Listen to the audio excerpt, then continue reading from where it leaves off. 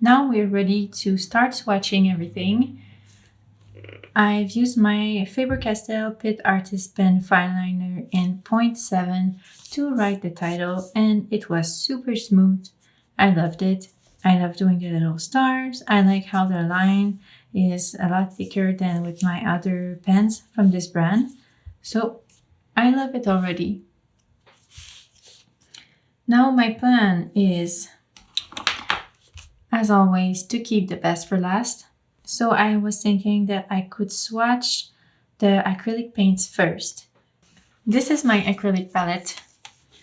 So I am going to try to proceed in order with the yellows first, then, or maybe the white first, then the yellows, then the pink, the blues, the green, and then the earth tones. Yes, that is what we'll do. These were gifted to me, as I said in my previous video, so I have no idea like if they're dried or not. This one seems pretty dry, to be honest. I'm trying to open it, but yeah, I think it's too dried. I can't use it. All right, next. I already have a white in acrylics, so it's okay. This one, it looks like it's a lot better. Yes. I'm gonna start with the two yellows.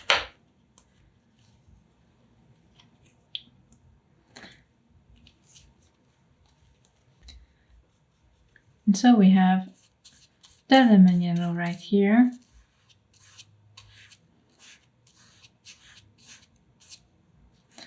Very pretty, very intense.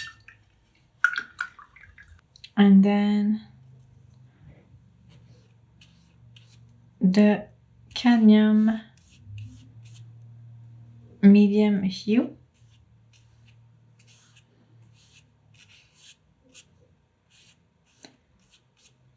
Two very pretty colors.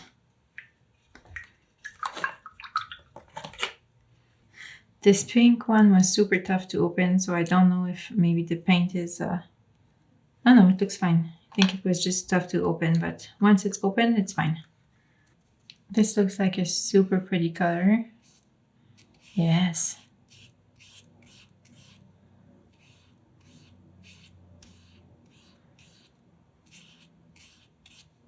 So it's not very opaque, but then again, I don't have a lot of professional acrylic paints, so I don't think that these are any, I think they're student grade. I'm not sure though, but I have to do some research. But I can see that this one is not very opaque. But I'm used to this kind of thing when it comes to acrylics. And to be honest, you can take advantage of any situation, I think, with art material. Because, well, if it's not opaque, then you can play with transparency. You know, you can have fun with it. Now we're going to move on to our two blues. Yeah, only the white was, well, it was almost empty, the tube, and also it was all dried up. Cute.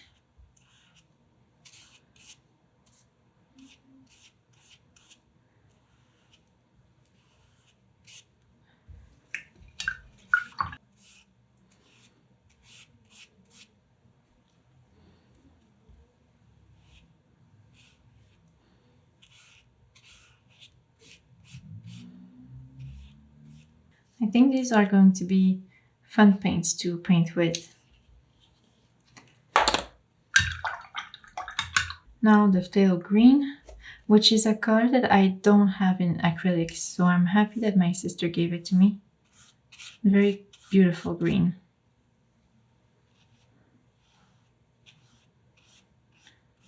You can see a lot of blue through it. So I think when I get back to painting in landscapes in acrylics, then I will be able to use this one for sure. Right now we have our two earth tones, and then we'll be done with the acrylics. You have yellow ochre and raw umber, which might be dried up. Like based on the look of it, it looks like the titanium white was, which is, well, it feels dried. It feels super hard. So I don't even know if I'm going to be able to open the tube. No, I think this one's all dried up. Right, so let's just do our last one then.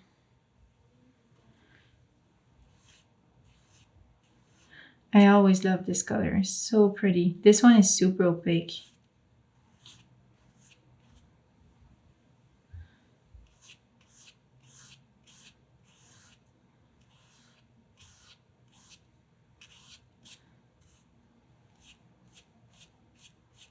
I tried to do a gradient.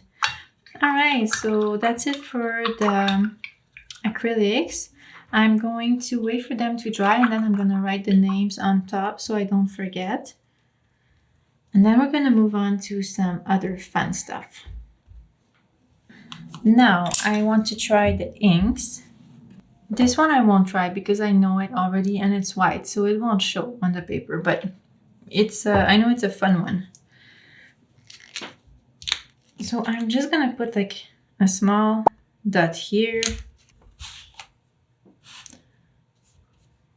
Oh, it's super bright.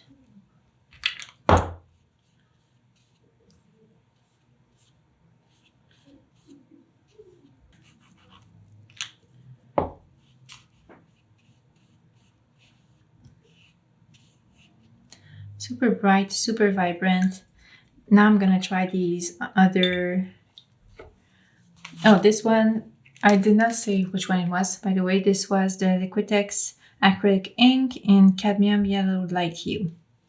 Now we're gonna try these two. These are the Amsterdam acrylic inks in permanent cyan and in naphtha red deep. So let's try this spread first.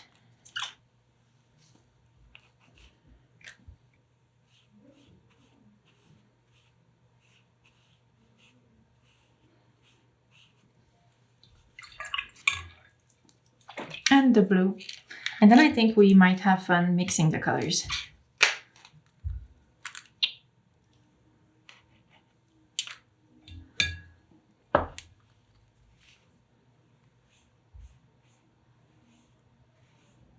Such a pretty color.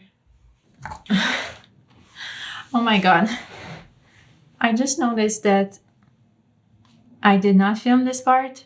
I thought I was filming, but I did not press the record button, which happens to me from time to time, but now it especially sucks. So first I did just like a simple swatch of the three colors. Then I put a dot of each color right here and I tried to have them bleed into one another to see what mixes I could get, but it did not work that well. So I decided to try to create a green. So I put a lot of yellow here and a tiny drop of this blue. I created this vibrant green. And here I just added a bit more blue in the mix to create this green that is very beautiful. And here I wanted to mix the blue and the red to create a purple. So I mixed pretty much equal quantities of blue and red. And I got this very dark purple, which is great, but then I tried to dilute it a little bit more just to see what the color looked like really, and I love it so much. And then I added a drop of red, and I took my brush that was full of purple and I just like swirled it in the red and I got a redder purple. And then I did the same thing, a bit more red with this brush that was full of this color in the red, and then I got another kind of like a plum or raisin purple. So that's what I did. I'm very sorry I did not record. Next, I'm going to try these watercolor pencils. I'm just going to get some new water because mine is pretty dirty, and we're gonna have some fun with these. First of all, we will start with the Derwent watercolor in deep cadmium. So,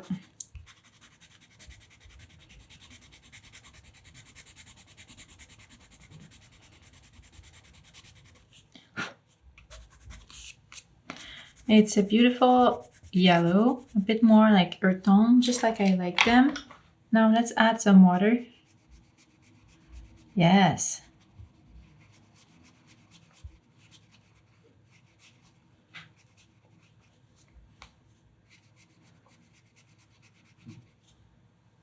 It's quite a pale color, which is great. Now we will try the terracotta color in the same brand. Ooh, this I like.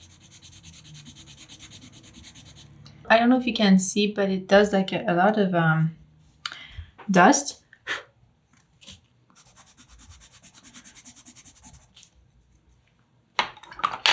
Which I'm not so much a fan of, but maybe I can live with it.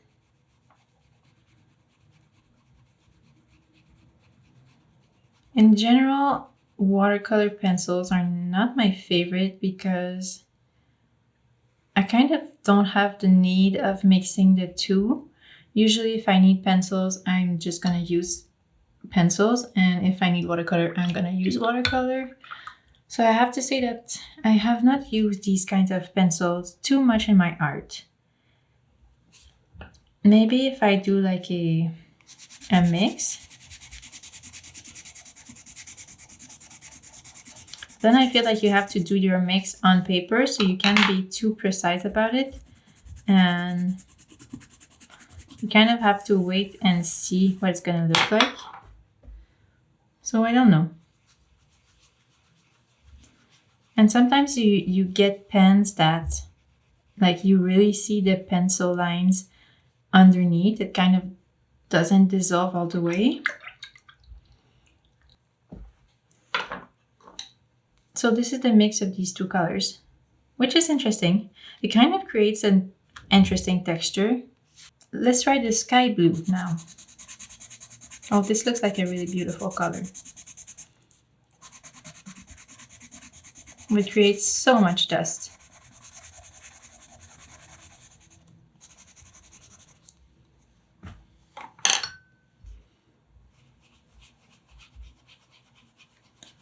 Yeah, it's very pale. You almost don't see it when you put the water on top. Wow, that's crazy.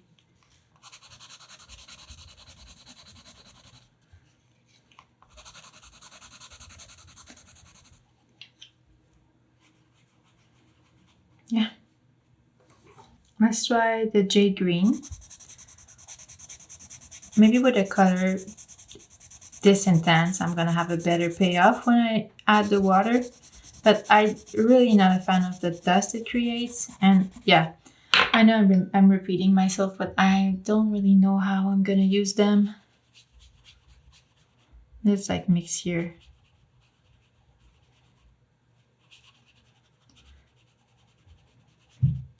Yeah, I don't know. I really don't know. Let's mix terracotta and this jade color. My guess is that the color won't be super pretty, but I'm kind of feeling like I want to explore. This is the kind of like muted muddy color that you could say that I kind of enjoy from time to time, even though I think this one is a bit too muddy.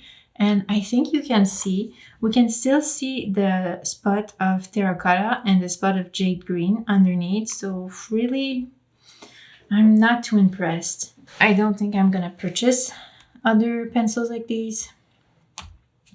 I think maybe the one that I could use is this white one. I know that we won't be able to see it, but I wanna try it anyways, just to see if it's gonna create that much dust, because it's not the same shape of pencils as these ones. So I'm thinking maybe it's a different quality. I have no idea, but let's try it. Yeah, well, I see no dust at all. Well, maybe a tiny bit, but not as much as like these others.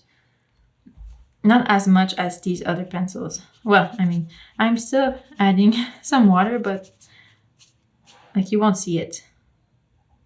What if I mix some here?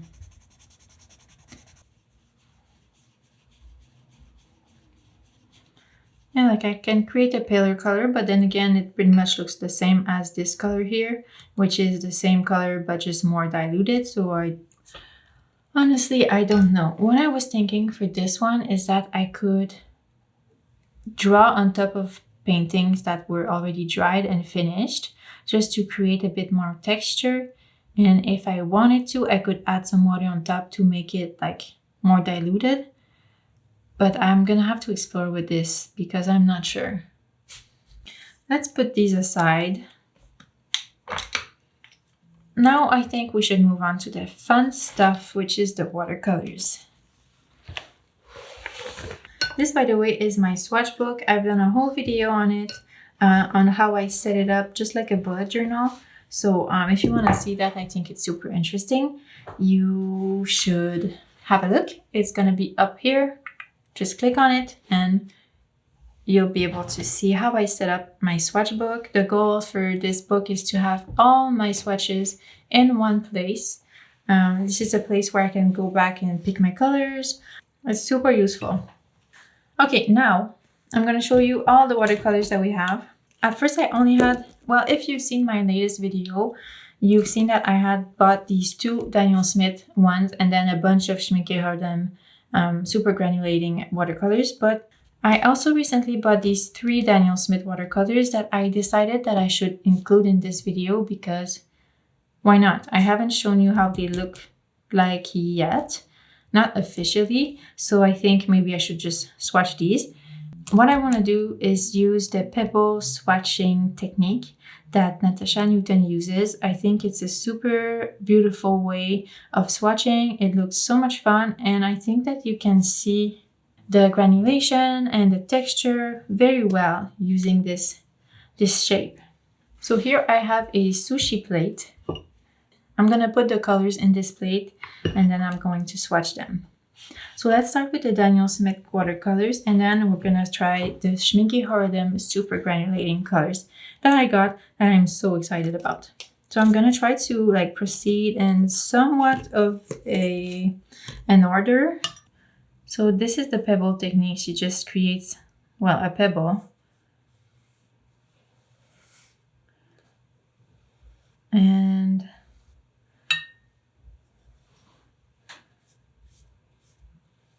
And then we'll be able to see how the paint behaves once you dilute it with water.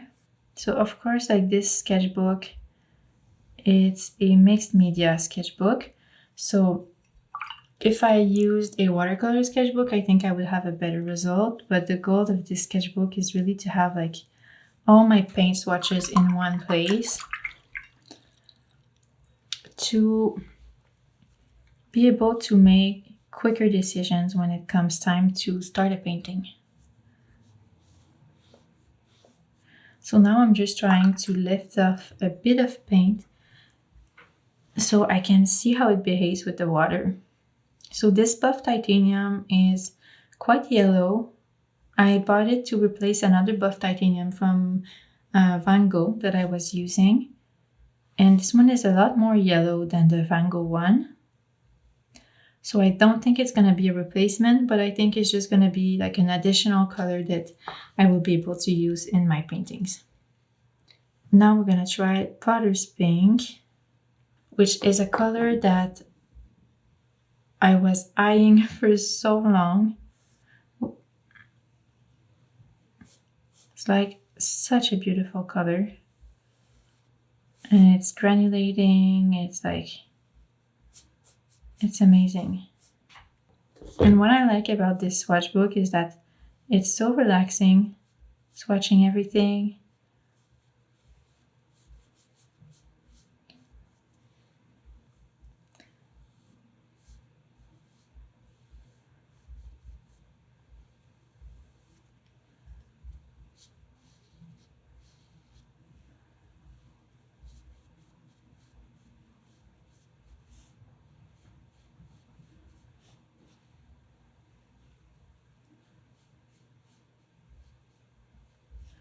We're gonna let it do its thing and then we're gonna come back to it, but already it's super pretty.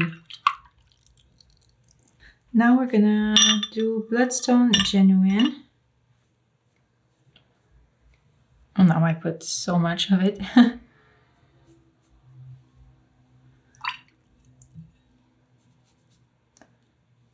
But it's a super pretty color.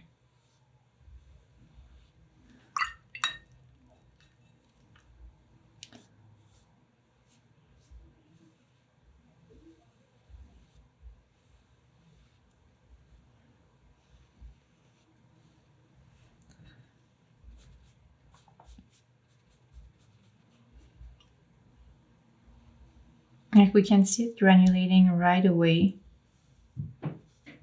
It's so pretty. And now let's do Lunar Violet. I think it looks a lot like Bloodstone Genuine because it can be very, very dark when you use it at mass tone. I hope we can see the difference well on camera. See how dark it is? But it's a lot bluer than Bloodstone Genuine. Bloodstone Genuine has a lot more red in it. And this one is more like, it's a similar color, but tends towards purple, more purple and blue, more than red. Both of these are very granulating, which is great. Well, when I buy a new color, I kind of want to make sure that it's granulating. Not always, but it's something that I really appreciate in my colors. And now we have Daniel Smith Zoisite Genuine. I have no idea how to pronounce it. So when I do these swatches, I'm trying to have like a spot where it's darker and then a spot where the paint can flow a bit more, so we can see like the granulation and the effects that it can have. So we are done with the Daniel Smiths for now. Well, for now. Yes, for this video, we are done. Unless I decide that I want to create some mixes, we never know. Yeah, so these are super pretty. I feel like they create a really nice palette. They go together so well. Wow. And now we're gonna try the Schmincke Horadam super granulating paints. And as well, I'm gonna try to create somewhat of an order for things. So let's try Tundra Pink.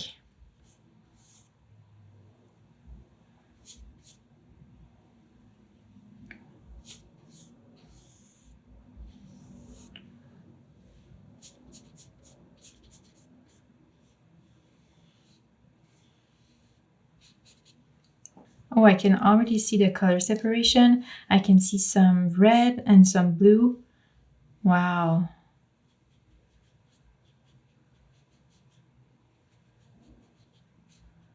This is going to be super interesting to create texture in my paintings. Oh my God. At first I was kind of scared that maybe it wouldn't granulate as much, or it wouldn't like create as much texture, because, you know, the pictures you see on the website, sometimes it's not always the same as what you see when you swatch. But now, I mean, wow. We're gonna go with the Tundra Violet.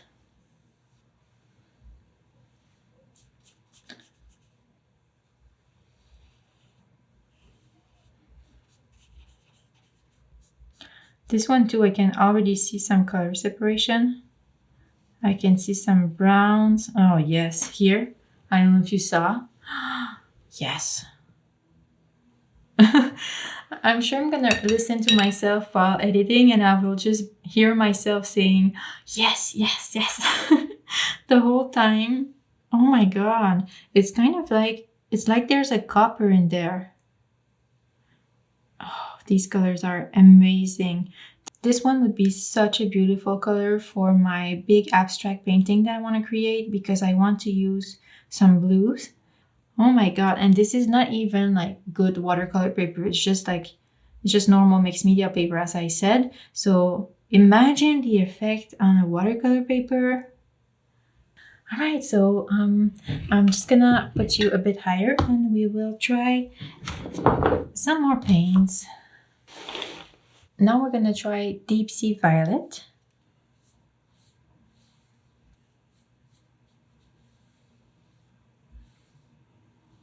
And it's so creamy. I'm super happy to try a new brand because Daniel Smith is the only professional brand that I've used a lot. I've tried some of the Winsor and Newton, but not enough for me to like notice any difference or anything. But I feel like these, they're so creamy. As for the Daniel Smith, I feel like they're a bit more dried, so when you mix it with water, it doesn't have any impact. But when you try to do a mass tone, I feel like it's easier with the Schmincke Horadam than with the Daniel Smith. Because the Daniel Smith, since they're a bit more dried, I feel like they're a bit more streaky than these ones. Maybe it's the paints that I have. Maybe they're old or I don't know.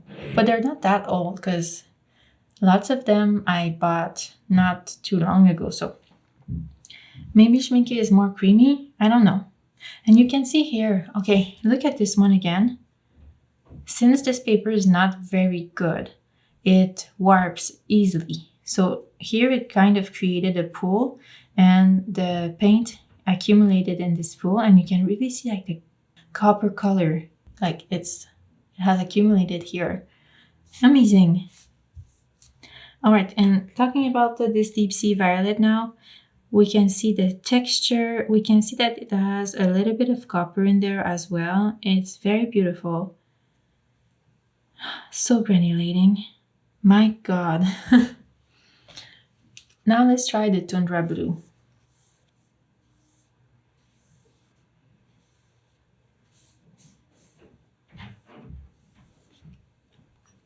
And what's crazy about these paints is that like at first you put the first few strokes and you don't necessarily see anything really happening, but then you add some water and that's where the magic happens.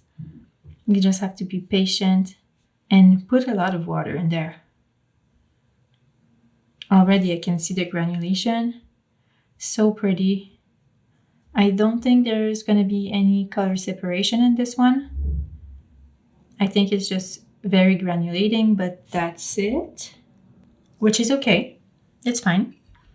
Let's try the Shire Blue now, the famous Shire Blue. I've heard about this one so much. I've seen it swatch so many times. And now it's finally my time to try it.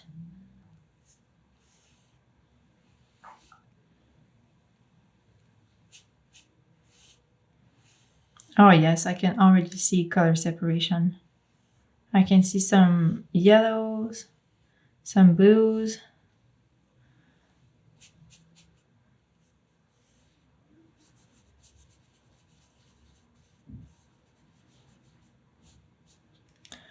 So pretty. It's kind of like I would say it's more of a green than a blue.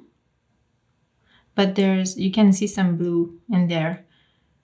The color separation is very pretty.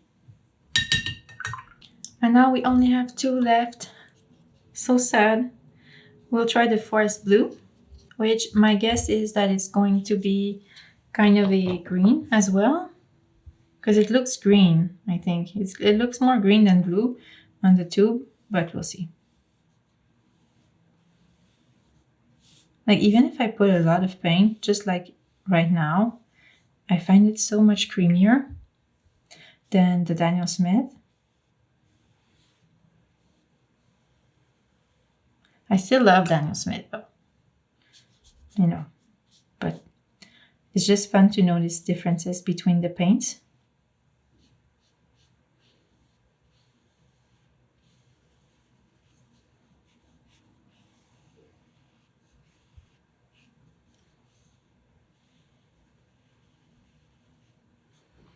I'm doing this one a little bit bigger because I only have one left, so I have some room. Very pretty. I don't think there's any color separation in this one as well. Now, in this last one, I think there's gonna be a lot of color separation. It is the Desert Green.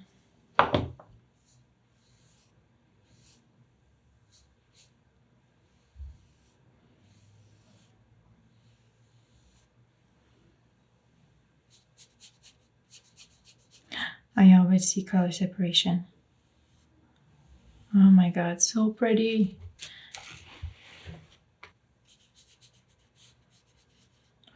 Wow.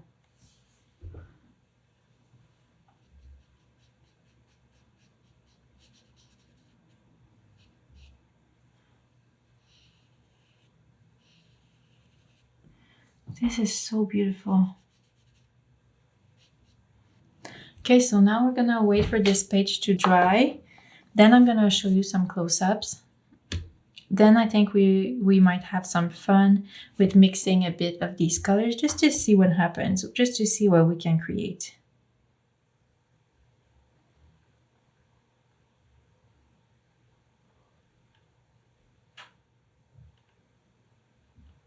Here are some close-ups of the paints. It's been maybe an hour later or so, so they're completely dried. So beautiful. Now I kind of want to create some mixes. I'm not sure which one to mix though. Maybe like Potter's Pink with Deep Sea Violet, or Potter's Pink with Tundra Violet. I think these would be very interesting.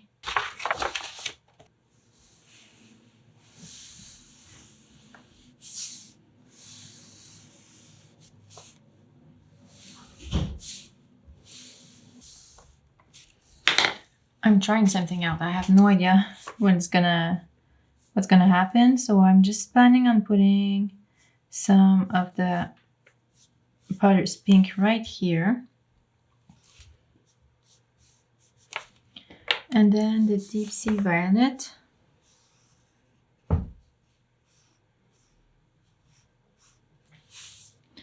This is just so pretty.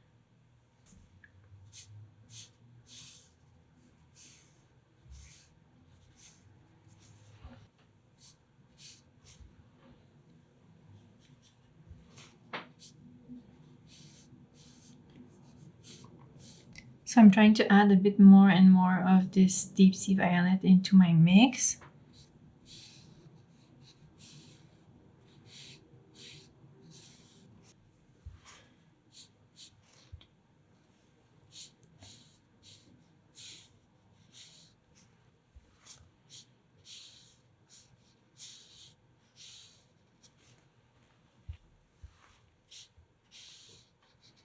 Well, I think that these last ones will be all the same.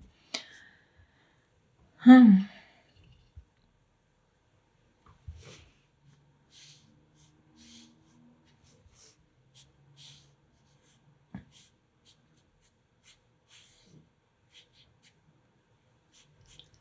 mean, the colors you get are so pretty.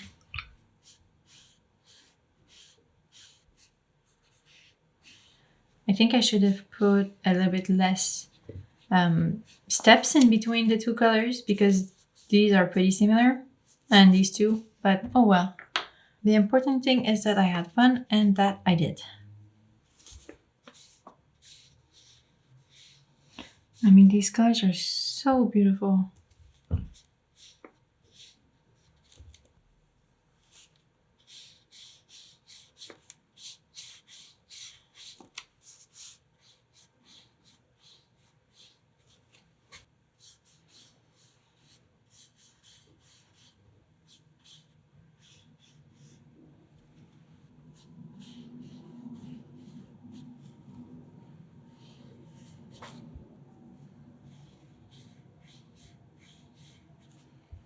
Alright, so I think this is what concludes this video.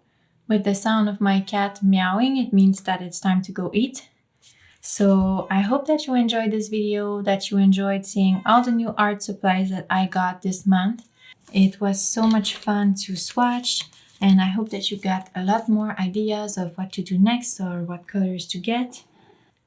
Keep an eye out for all the paintings that I'm going to create with these colors. I have big plans for these, especially the Schmincke Horadam watercolors. Don't hesitate to tell me what kind of videos you would like to see from me. I'm always open to suggestions. And yeah, if you like this video, please leave a like, leave a comment, and subscribe if you're not already subscribed. All right, see you soon. Bye.